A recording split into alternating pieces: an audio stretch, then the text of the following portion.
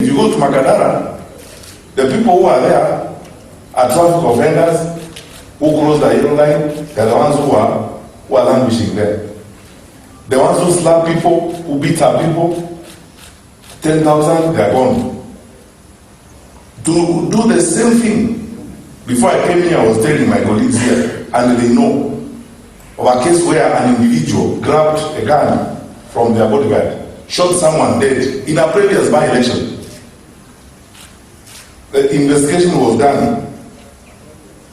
They were taken to court, charged for murder, promptly released on bond. In the previous by-election, they are again beating other people. And they will continue like that. That's their way of life. So I want to ask you, my brothers and sisters, the country doesn't belong to those of us in the executive branch of government alone. It belongs to all of us. Let's be sincere. And let's be honest about this. Much as you're asking us to do our part, ask others also to do their part. But we can't have a situation where you're asking Mutiambai, and it's frustrating for him. I was telling him, the police now are asking to perform the ritual. It's becoming ritualistic.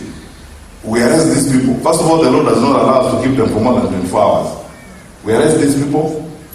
We tell DPP the file is ready. Sometimes we have to work 24 hours. The DCI has got to work 24 hours, collect statements from people, tells the DPP, yeah, proceed.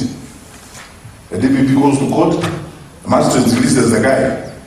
20,000 shillings bond. Surety of the same amount. Thanks, goodbye. Proceed promptly to beat others. An independent judiciary is the pillar to the rule of law. We expect that the judiciary will stand up to be counted as an independent institution and not to listen to any lectures from any quarters. It is expected, and we have confidence, that the men and women in our judiciary have the necessary professionalism and competence to be able to discharge their mandate and their responsibility independently as is required of them by the Constitution. Everybody should do their bit. We will do our bit in the executive. Independent institutions should do theirs. The legislature should do theirs. And the judiciary must stand to defend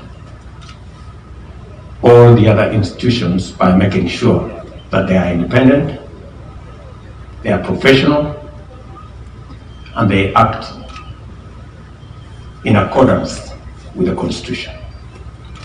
That is the safest route to a stable, prosperous, and democratic Kenya.